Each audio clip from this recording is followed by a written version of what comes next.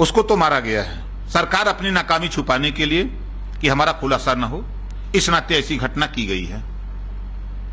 अपराधी था, उसको सजा मिलनी चाहिए थी। जब वो गिरफ्तार हुआ है तो उसको कोर्ट में पेश करना चाहिए, कानून के दायरे में। आप उसको फांसी देते, अगर दम है सरकार के पास तो उसको आतंकवादी पहले क्यों नहीं घोषित किया?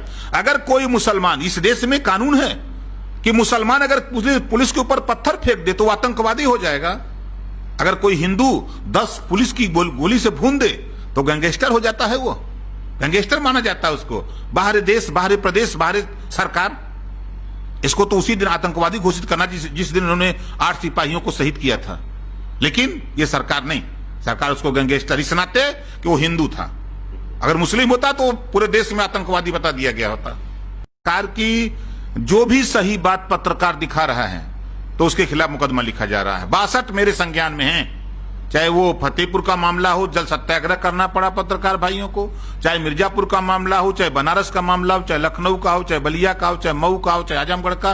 62 मेरे सामने ऐसे सबूत हैं। जो सही बात कहा तो पत्रकारों के खिलाफ मुकदमा लिख दिया। आपने देखा कि अहमदाबाद में हाई कोर्ट के जज ने खाली इतना कह दिया कि जो वहां अस्पताल है, सिविल हॉस्पिटल, जो एशिया का नंबर 1 हॉस्पिटल है, उसको जो उसके विषय में जब वहां 300 से ज्यादा लोग पेशेंट मरे हैं तो कोर्ट ने सिर्फ इतना कह दिया कि ये काल कोठरी है।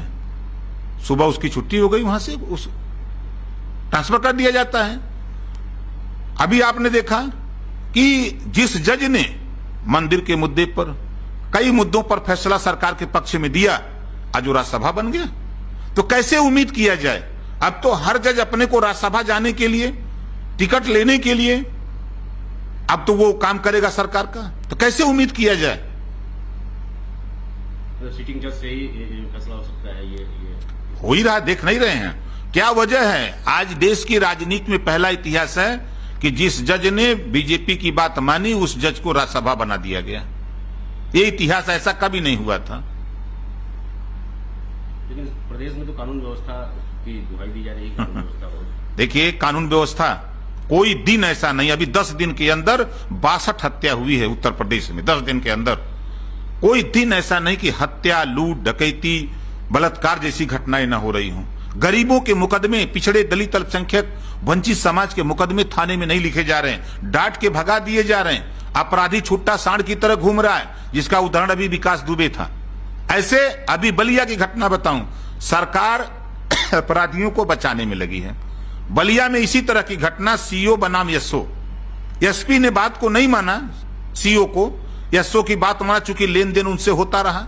उसी तरह का बलिया का भी पूरे, चाहे बलिया हो, चाहे बांदा हो, चाहे हमीरपुर हो, जहां जहां खनन का काम हो रहा है, पूरे प्रदेश में आपको बता रहा हूं, वहां विवाद चल रहा है। बलिया मैंने देखा कि एक थाना है आपका ये कोपाचेट, वहां सीओ और एसओ में झड़प हो गई। मामला उठा तो फिर बड़े अधिकारी जाके समझा दिए क्यों झगड़ा हो रहा है, लेन देन का। तो नीचे से लेके ऊपर तक सब रिश्वतखोरी हो रही है। आज उत्तर प्रदेश में जो नारा देकर के बीजेपी आई थी, भारतीय जनता पार्टी, कि ना भ्रष्टाचार ना गुंडाराज, अब ना हट गया। सरकार पाते ही ना हट गया। भ्रष्टाचार चरम पे है। कोई विभाग, 95 विभाग में कोई विभाग नहीं बचा है जहां भ्रष्टाचार न हो।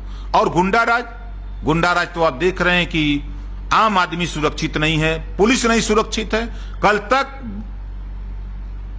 अपराधियों का काउंटर पुलिस करती थी, लेकिन बीजेपी, भारतीय जनता पार्टी की सरकार में अब अपराधी काउंटर कर रहा है पुलिस का। आपके सामने प्रमाण है। अब इससे ज्यादा सबूत हम क्या दे सकते हैं? तो जब पुलिस नहीं सुरक्षित, जो हमारी सुरक्षा के लिए लगी, वो खुद नहीं सुरक्षित है। अभी आपने देखा बनारस का, बनारस में बीजेपी के लोगों ने पुलिस वालों को मारपीट की। अगर उसमें मुकदमा लिख दिया तो एसपी की छुट्टी हो गई। यह है सरकार का खेल। आपने देखा 69,000 शिक्षक भर्ती, जब वहां का एसएसपी खुलासा किया कि 8,000 10,000 रुपया जांच मिली, 8 लाख 10 लाख रुपया लेके भर्ती हुई। तो जब पुलिस ने खुलासा किया एसपी ने, और जब जो असली मुजरिम थे, जो बीजेपी के मंत्री और विधायक और आरएसएस के जो अधिकारी अपने को बताते हैं, ऐसे लोगों के गृहपान जब वो पकड़ने की तैयारी में था, तब उसकी 1 बजे रात उसको हटा दिया जाता है। चूंकि रात को दबिश बनाया था गिरफ्तारी करने के लिए, उसको हटा दिया जाता है। अब इससे बड़ा सबूत सरकार को हम क्या दें? ये भ्रष्टाचारियों को, अपराधियों को बढ़ावा देने का काम करते हैं। अभी कानपुर बालिका गृह का देखिए, जब उसका खुलासा करने के लिए जिस अधिकारी ने शुरू किया, जब वो खुलासा शुरू किया तो उसको हटा दिया। कोई भी इनके कारनामे को सच्चाई अगर करना चाहेगा तो उसको खत्म, हटा दिया जाएगा।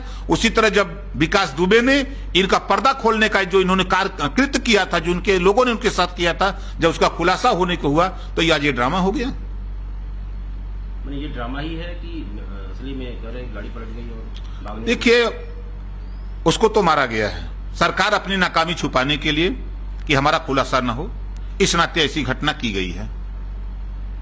अपराधी था, उसको सजा मिलनी चाहिए थी। जब वो गिरफ्तार हुआ है तो उसको कोर्ट में पेश करना चाहिए, कानून के दायरे में। आप उसको फांसी देते, अगर दम है सरकार के पास तो उसको आतंकवादी पहले क्यों नहीं घोषित किया? अगर कोई मुसलमान, इस देश में कानून है कि मुसलमान अगर पुलिस के ऊपर पत्थर फेंक दे तो वो आतंकवादी हो जाएगा। अगर कोई हिंदू 10 पुलिस की गोली से भून दे तो गैंगस्टर हो जाता है, वो गैंगस्टर माना जाता है उसको। बाहरी देश, बाहरी प्रदेश, बाहरी सरकार, इसको तो उसी दिन आतंकवादी घोषित करना जिस दिन उन्होंने 8 सिपाहियों को शहीद किया था। लेकिन ये सरकार नहीं, सरकार उसको गैंगस्टर इस नाते कि वो हिंदू था।